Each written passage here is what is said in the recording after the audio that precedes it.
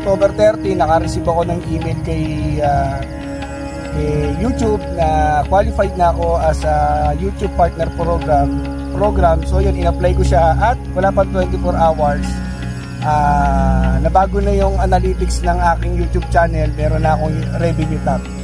So ito yung aking day 1 na pagiging official small content creator. Magandang araw mga paps. Sa episode na to, babalikan natin ang lugar na kung saan una tayong nagumpisa. Ang lugar na kung saan una tayong gumawa ng moto camping video dito sa Infanta, Quezon. Dahil sa araw na to, November 2, 2023, ang ating celebration ride. Ang celebration ng ating unang araw na pagiging official small content creator. Kaya tara na, samahan nyo akong ikutin ang Marilake, pasyalan ang Balagbag at Nonok Falls, lumanghap ng sariwang hangin sa tabing dagat na madadaanan natin dito sa tinatawag nilang Marilake Loop. Sa pagsisimula ng ating biyahe mula Pasig, tinatayang may 233 kilometrong layo para maikot ang Laguna papuntang Marilake. At sa ating biyahe, pinili ko ang daang Antipolo to Pinilla, pababa ng Mabitak, Laguna para doon mag-almusal o tanghalian.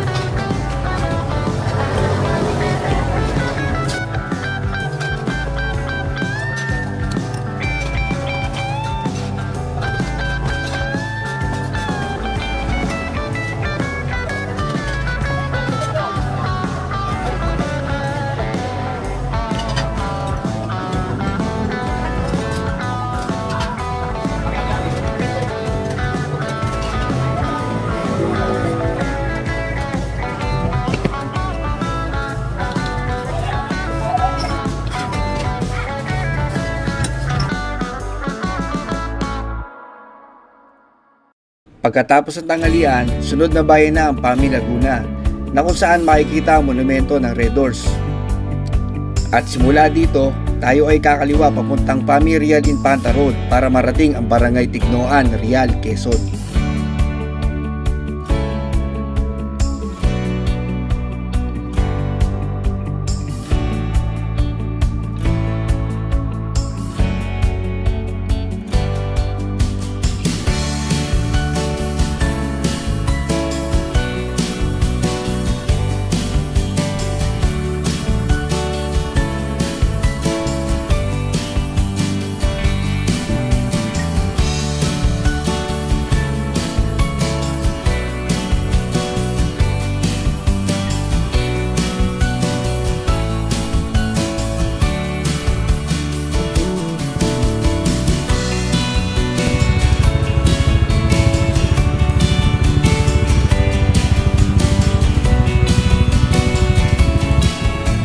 Pagdating naman dito sa Real, Quezon, sinamahan natin ang Mountainside Trip.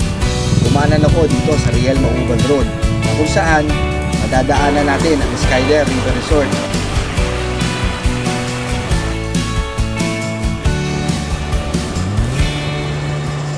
Nonok Falls,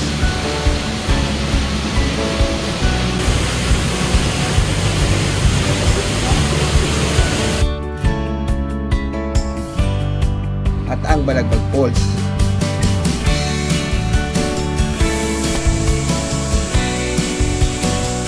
Ang Real Quezon ay kilala rin sa mga affordable beach resort.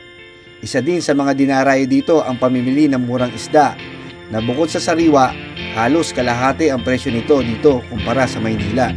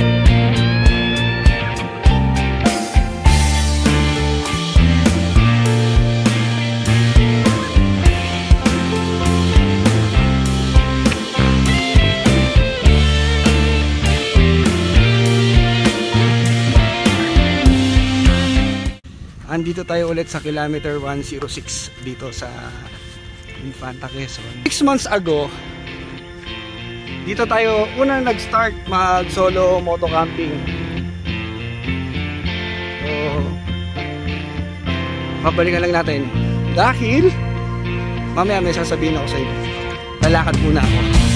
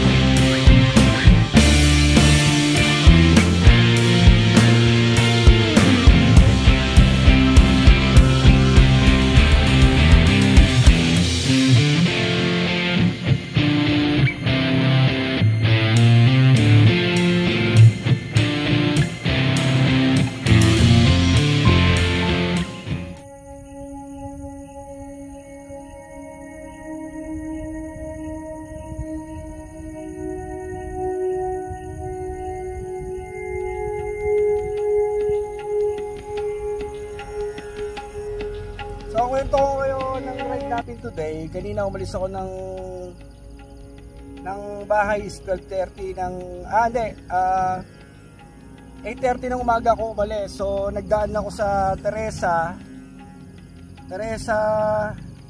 Morong, Pililla, tapos Mapitak. Then, kumalawa ako ng Siniloan, Pame Road. Pagdating sa dulo, binaybay natin yung tawag dito, yung Real Mauban Road hanggang doon sa dulong-dulo, hanggang sa Pwede. So after nung isang ahon, meron simentadong daan. Pagdating doon sa pinakadulong-dulo, may gwardiya na, so hindi na tayo pinapasok. Ngayon, pagbalik, namili tayo ng mga isda dito sa Real, Quezon. Bumili tayo ng tanige na pang-ihaw, pang-prito, at saka tambakol na pang-ihaw din. Yung isa, Blue Marlin, para sa buttered garlic, Blue Marlin. So yun yung nabili natin kanina. Tapos pauwi, dito na tayo sa Marilaki nagdaan dahil tatambay nga tayo dito sa kilometer 106 dito sa Victory Peak campsite, na kung saan dito tayo unang nag-start mag solo moto camping or moto vlog or road trip. Dito tayo nag-umpisa 6 months ago, April 2023. So yun nga, kagaya na sinabi ko kanina, October 30, naka-receive ako ng email kay YouTube na qualified na ako as a YouTube Partner Program. So yun, in-apply ko siya at wala pang 24 hours. Nabago na yung analytics ng aking YouTube channel, meron na akong revenue tab. So ito yung aking day 1 na pagiging official small content creator. At syempre nagpapasalamat ako sa lahat ng mga nakakasama ng biyahe ni Papi, dahil syempre parte kayo dito ng YouTube channel na ina-upload natin. At maraming salamat, especially sa Wednesday Hapag Group, kila Boss, kila Doc, kila Engineer, kila Architect, kila Boss Dodi, kila Tito Willie, sino ba, kila Kuya Il, kila Sir Nelson, sino ba, kila Pastor Jerry, basta lahat ng Wednesday Hapag Group. Maraming salamat sa inyo dahil simula na nag-umpisa ako as official or hindi official, na nag-start ako mag-upload official sa YouTube, sila yung pinakamaraming biyahe na kasama ko dito sa biyahe ni Papi. At saka dun sa family, sa asawa ko, very supportive sa ginagawa ko. Basta sabi niya lang niya, mag-iingat ako sa pagmumotor, lagi naman akong alalay lang. At sa lahat ng mga barkada, ka-office mate, at saka sa team ng Exana, sila yung lagi ko rin kasama sa mga biyahe. So, papababa lang tayo ng papanoorin lang natin tong papanoorin lang natin tong pagbaba ng araw. At nakita niyo naman sa likod ko, sea of clouds. Kaya hindi ako nagsasawang pumunta dito sa Victory Peak dahil dito along sa Marilaki, ito yung tingin ko pinakamataas na pwedeng akitin ng tao, na hindi ganun kahirap akitin. Tapos malamig, although okay, hindi nga masyadong malamig pero mamaya po. Maya pakapal yung ulap. So pagka hindi kasi mahangin, yan siya, kasolid. Pero pagka mahangin, talagang makikita mo lang dyan is puro puti lang. Pero okay, lahat naman maganda eh. Diba? Ang sarap bumiyahe oh, relax na relax.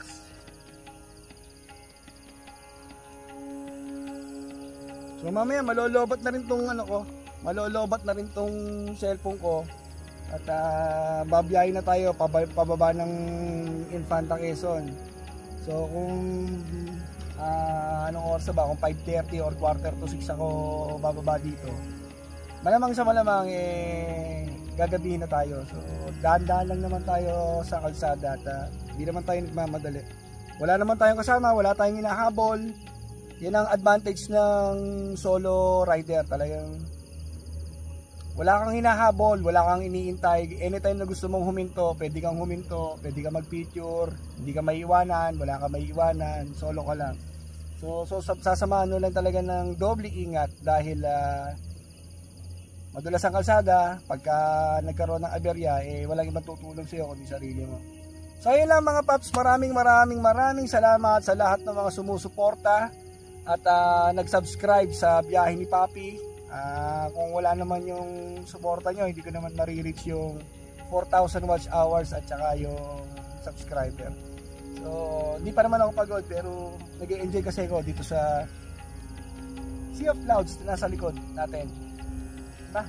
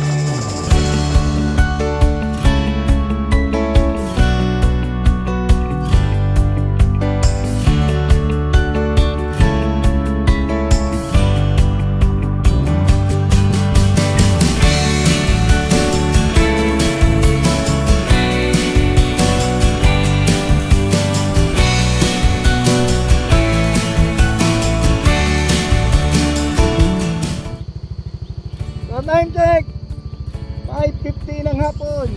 Dito tayo sa Arco ng Infanta. Sobrang kapalampag. Ang mabigat, nawala yung gloves ko. Ang ano na nung daliri ko, nangangatog na. So, diretso na tayo. Hindi na ako magbibideo para makauwi tayo ng mas maaga-aga. So yan mga paps, dito nagtatapos ang Marilake Loop ni biyahe ni Papi sa ating motovlog today. So maraming salamat sa lahat ng nag-subscribe, sumuporta at nag-like and share sa biyahe ni Papi.